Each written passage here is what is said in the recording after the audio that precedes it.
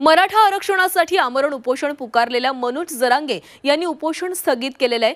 सोबतच आता उपोषण नाही तर समोरासमोर लढाई होणार असा इशाराही जरांगेंनी दिलाय।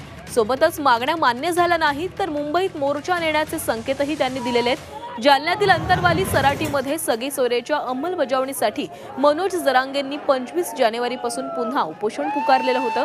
दरम्यान जरांगे पुढील उपचारासाठी छत्रपती संभाजीनगरातील एका खासगी रुग्णालयामध्ये उपचारासाठी दाखल झाले।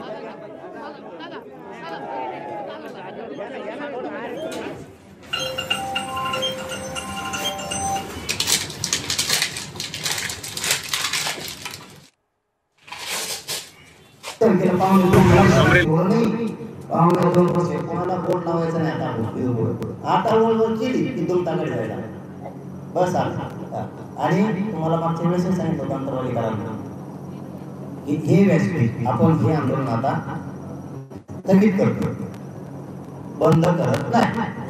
हे आंदोलन आपण स्थगित करतोय। हे आंदोलनाचं हे सगळं व्यासपीठ उचलून त्या मंडळामध्ये सांस्कृतिक मंडळात तुम्हाला इथं सभामंडप करायचं। आता शक्यतो इथून पुढे उपोषण होणार नाही। आता समोर चालायची तयारी ठेवायची, कारण हे दगाफटका करणार नाही असं वाटतं।